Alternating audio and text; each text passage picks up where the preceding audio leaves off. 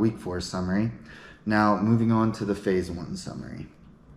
So, if you remember back in week 1, I started out because originally I was going to do both Pimsleur and Coffee Break Italian. I decided halfway through week 1, okay, I'm just going to focus on Coffee Break Italian. So I did Pimsleur 4 out of the 28 days in phase 1. I completed 5 lessons, 2.3 hours. Not a fan. It was a waste of money, and I could have, 2.3 hours. That's not negligible. So I could have, thrown that on Coffee Break Italian. That's probably where those 2.3 hours would have gone, and that would have helped with six or seven Coffee Break Italian lessons, and I would have gotten more bang for buck out of that. But that's okay. It's part of the process. You've got to learn, and you've got to adapt and change as you go along, and don't be afraid of cutting out something that's not working. And I identified that Pimsleur wasn't working for me pretty early on and quickly, and so made an adjustment. It was a good adjustment. I'm happy I made it. Next is Coffee Break Italian. I did it 28 out of 28 days, meaning I completed at least 1 lesson of Coffee Break Italian each of the 28 days in phase 1 for a total of 81 lessons, 31.2 hours. This is a great example. Little spoiler alert here. I completed 79 hours of active studying in all in phase 1.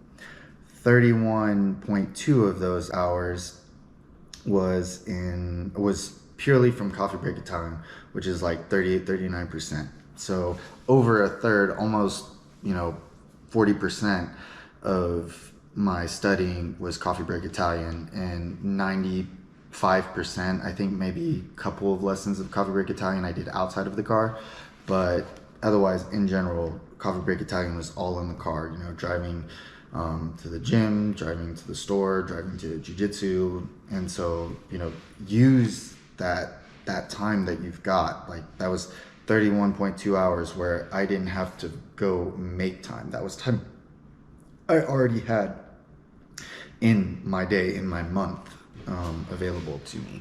And there's other time too. Just I also like listening to other podcasts and other things as well, obviously. And so, doing the laundry, doing the dishes, doing whatever tasks, chores around the house, put some earphones in and listen. And you can really build up a lot of mileage with that, as you can see. Obviously, I don't think I need to repeat myself, but I'm going to anyways. Big fan of Coffee Break Italian. It's free. You get speaking practice.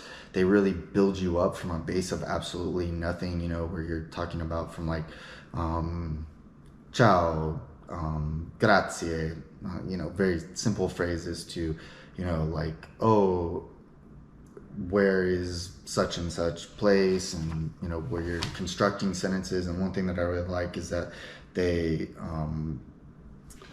you learn how the language works, so that way you can build up your own sentences even if you haven't explicitly practiced them. And so it's really great. And then moving on to LINQ, I completed 48 lessons of LINQ for 19.1 hours this month. I did LINQ 27 out of 28 days, meaning I only missed 1 day in phase 1. Also, probably don't need to repeat myself regarding LINQ in terms of me thinking it's great. Love it for shadowing, grammar, reading, listening as well. It's a pretty, for your passive skills, it's pretty comprehensive in my opinion. Hard to beat that, especially with the built-in dictionary, so you can get a translation immediately, which is great, obviously. And I mean, I know because I read a lot of those short stories and Spanish books, and I'm going to do the same thing for Italian in phase 2, but it's definitely a lot slower when you're highlighting, underlining words yourself, and you're having to go look in a dictionary and all that. So LINQ definitely helps that process along, and so you get more mileage out of the same amount of time, essentially. Next up is Assimil. I did Assimil 26 out of 28 days this month. I completed 32 lessons plus four revisions for 15 and 3/4 hours. I enjoy ASIMIL. I've used it for Russian, as I've said before. I also have an ASIMIL book for Spanish. I haven't done that much with the Spanish one because, just haven't. But with the Russian, I went through almost all 100 lessons on the Russian book, so I'm very familiar with how they structure their books and their lessons, and that's why I decided to use it for Italian as well. It's good. It's great for writing practice because I physically write out the dialogues. It's good for translation as well because it makes you think. You go both from Italian and ASIMIL, at least the version that I've got is in French. So, okay, I read the Italian, try to figure it out, then I translate it into French, and then in the exercises, there'll be French that you didn't have to translate into Italian. And,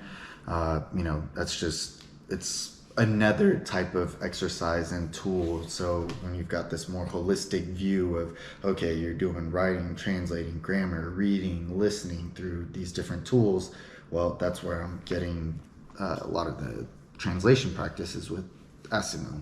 Not that necessarily translation is something that you want to be doing in the sense of, oh, okay, let me think about this sentence, how you would say it in your native language, and then trying to directly translate that into Italian. But I do think that there are it can be useful.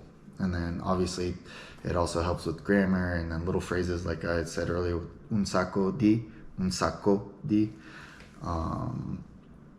And then last up is Italian Uncovered, where I completed 14 study sessions essentially for 10.65 hours. I enjoy it. It's good. I think that it really could. I don't know that I would have, if I had to do it all over again, if I would have bought Italian Uncovered, because I'm already a decently experienced language learner, and I'm satisfying a lot of the things that Italian Uncovered provides with all the other 3 tools. And so, but for somebody who's new to language learning, they've never learned a language before, they're kind of lost, they don't know where to go, where to start, Italian Uncovered does a great job for sure of providing a pretty all-in-one solution, I've got to say. So I primarily am benefiting, I think, from the exercises, as well as some of the videos from the native speaker that breaks certain things down. Can also be of use. The actual chapter themselves and the recordings, not really that important to me, to be honest, because you can essentially get that from Link or from his short story books that I use that I do think are great. So that about sums it up. So I did a total, which I already said, but I'll repeat it. I did 4,741 minutes of active studying this month in phase 1, which translates to 79 hours of active studying. I did 14.5 hours of passive studying. So next week I start phase 2. There'll be a few stragglers from phase 1 in the sense that Link, I was hoping to kind of finish that in phase 1, but 60 lessons in a month, that's a lot given all the other things that I was doing. So I'm going to be finishing up Link at the beginning of phase 2. Once I'm done with Link, that's when I'll be switching to the short stories series and trying to go through those in phase 2, and I'm sure it'll end up going into phase 3 as well, and maybe even beyond, depending on how much reading I'm able to get done. And then I booked my first lessons on italki with an Italian tutor this week, so we'll see how that goes. I'm hoping that obviously I'll be more and more comfortable with speaking, and then at the end of phase 2 I won't need to write out a summary. I'll just be able to say it with errors, of course. But yep, so stay tuned. I'll be back next week with a summary of my first week in phase 2, and you all have a good one.